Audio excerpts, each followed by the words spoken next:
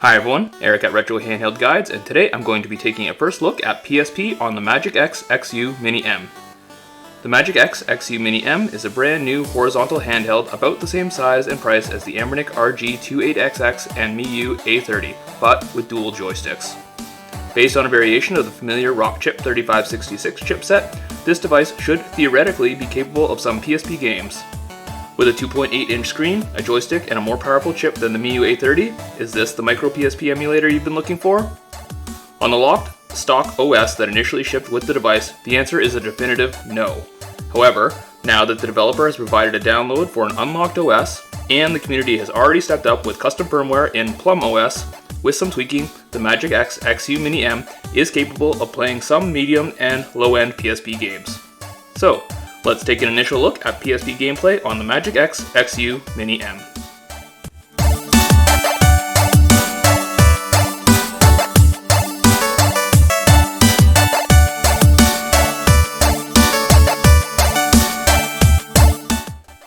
So even though the MagicX XU Mini M is pretty new, we have actually three different options for firmware for this device. The first one is the firmware that it ships with, that we're going to take a look at now. So this firmware that we get shipped with is actually pretty bare bones. What it is apparently is a stripped down version of Anbernic, which has been around for quite a while. And as we go into this game here, Burnout Dominator, we can see that using the menu key, we actually have very few options. We have the ability to change our controls, as well as the ability to continue and save, and that's pretty much it. So that means I have no control whatsoever over what I can do to tweak this particular device when it comes to PSP. So if we take a look at the gameplay for this one, we'll see what it looks like for running PSP games just off of our standard stock setup with no ability to really control anything. So I'm just going to jump into a quick game here.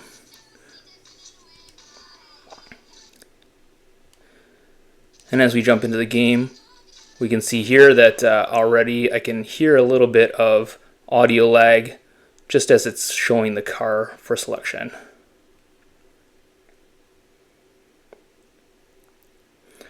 Now, as it jumps into the game, obviously with no ability to be able to select any controls, we're kind of at the mercy of whatever they set up here. So I'm going to turn up the sound a little bit and you can listen to what we think of the gameplay for this particular game.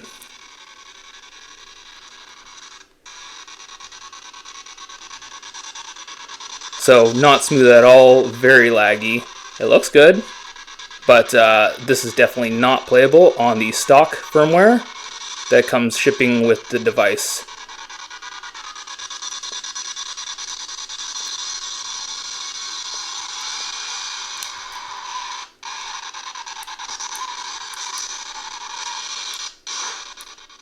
Alright, so as of August 11th, the MagicX team has actually released an unlocked version of their firmware.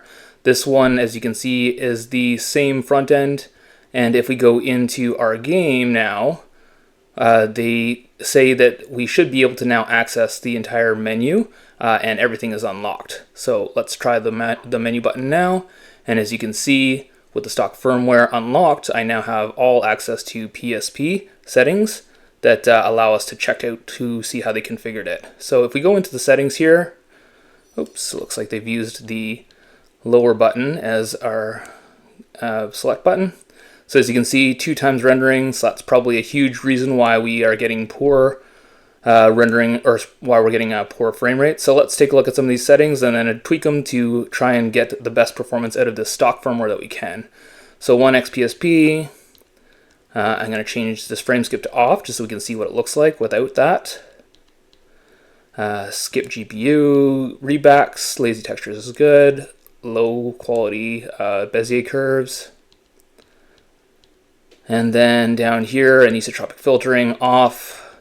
And then now I can actually show you what this looks like for the speed. One other thing that I did notice here is if we go into the system, then go down to the bottom, we can see that the clock speed is actually set to 80, which is pretty terrible. It does try to get some extra frames out of it, but it will lag on a lot of games. So I'm going to reset that to auto. and I'm going to now jump back out of, or quit the game in order for that to apply itself. So if we go back into the game now with all of these new settings enabled, let's see if these tweaks help us on the stock firmware to get us a little bit more performance to see what that looks like. Oops, just turn that down so we can hear me talking. There we go. So now into the game, we're going to see if we can start up the exact same race as I did last time. I'm going to save that.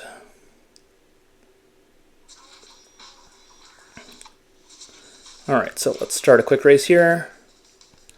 Same race as last time. Same car as last time. And as you can see already, it's not lagging here, so that's a good sign. And as we jump into the race, I'm just going to turn up the sound here, in addition to the frame counter in the corner, so that you can listen to see what this new performance looks like with the tweaked settings for PPSSPP on the stock firmware.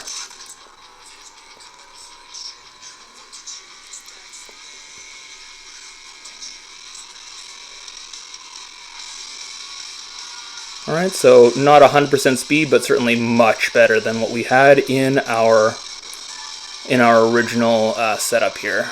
So we're getting pretty close, 90, that's alright. Maybe with a frame skip, we can get this to play at full speed, though obviously the frame will be a lot lower. So let's give you an idea here as we open up the race a little bit, get away from those additional cars. We're now running at 100%. But again, obviously not 100% all the time, which is going to be something that we're going to have to tweak a little bit more in order to get the best rate out of this particular device. So that's the unlocked stock firmware with some tweaked settings. Alright, and the last thing that I wanted to try is PlumOS. Now PlumOS is based off of Anbernic as well. And this is based off of the stock settings, stock firmware that was provided. As we can see, if we go, first of all, for my settings, I'm just going to go into my system settings here. Sorry, my game settings. And just make sure that Enable Max Performance is set on, so that we can get the max performance out of this. PlumOS has apparently gone in and they have tweaked this a little bit more. The stock operating system was based off of a slower chip, and so it did not have the maximum clock speed. So PlumOS, a developer, has been tweaking the settings to try and get more juice out of the system, or out of the CPU here. So hopefully we can see a little bit more performance just based off of the fact that we are clocking this a little bit higher than what the stock OS is. So I'm going to hop into the same game. I've already done my tweaked settings here for my PPSSPP. So I set it up with the exact same settings that I did, that I showed you for the unlocked stock. And then we'll see how this one runs for the same game, same race, to see if we can get a little bit more performance based off of the PlumOS with a little bit of a higher clock speed. So again, I'm going to turn this up a little bit. You can see the frame counter is enabled in the corner, but I'll turn this up a little bit to see what this looks like and what it sounds like.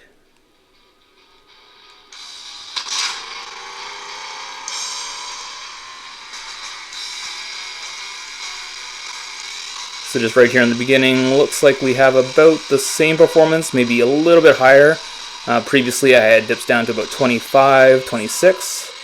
And right now I'm at about 27, so a little bit better, just based off the same settings.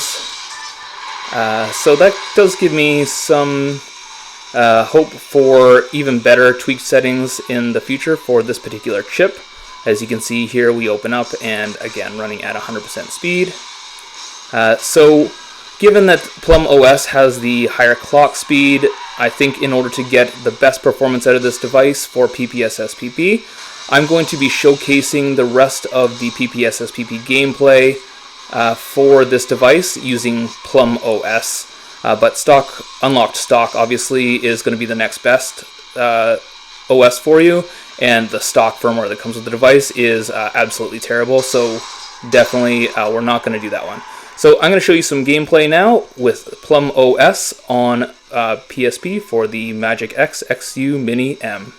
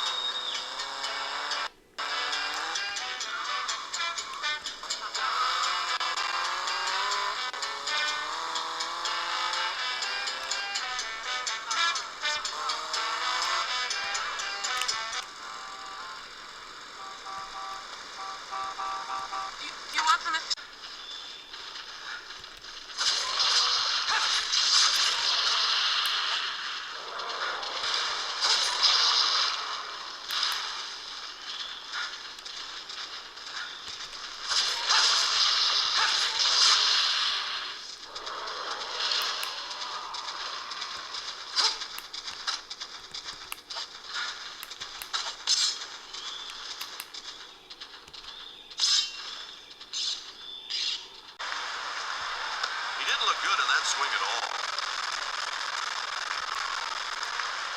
And the pitch. Walker hits this ball out to shallow left. The left fielder drifts over. He puts it away. Ramirez picked the ball up right off the bat, camped underneath it, got the out. It's a line drive. That one's fair.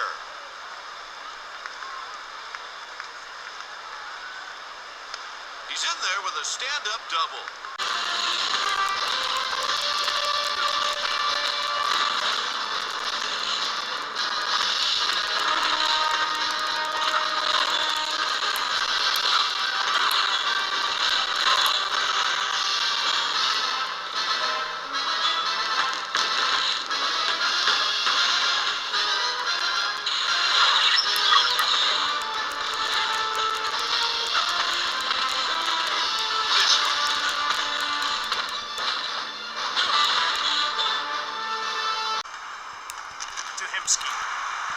Shoots! Ford makes the save. He passes it to Brindamore. Now a pass up to Cole. Olesen makes the save. One-timer! Ford turned him away. Here's Ryan Smith. Stone cold by Ward. He hangs on to the puck. How about that last save on a backhand?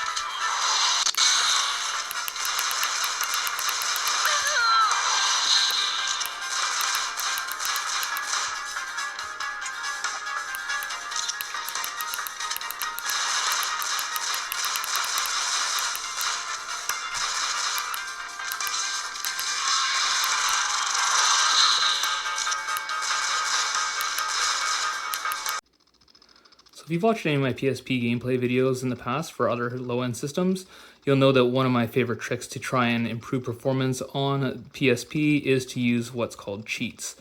Now, inside of PlumOS and the stock OS that comes with this device, unfortunately we don't have direct access to where the cheats file is stored, but one interesting aspect of this particular compilation of PPSSPP is that it does enable the MaxFPS frame control, which is not usually available in many of the other builds. What this does is similar to some of the cheat files that you'll see where you can set the max FPS to certain values. So for a game like God of War, as an example, this one, if we try to set it to, let's say, 30 frames per second, it does limit the FPS to 30 now as the maximum. God of War is obviously very difficult to run, and on this device it's clearly struggling, even at 30 frames per second. That particular setting does work with all of the games I've found so far that I've checked, with various compatibility. So it'll work really well on games that have 60 frames per second cap. If you want to lower those to 30 as an example for games that are a bit difficult to run, and it's not getting the full frame rate, then try lowering it to 30 and you'll see that it does help to get some of those running. It doesn't work in every game, so just keep that in mind. And in God of War, you can see even with limiting it to 30 and setting the frame skip to 1, I had called this one barely playable, so definitely avoid this one. But for the next couple of games, I'll be showing you the max FPS that I've set for some of those games to get them to run as well.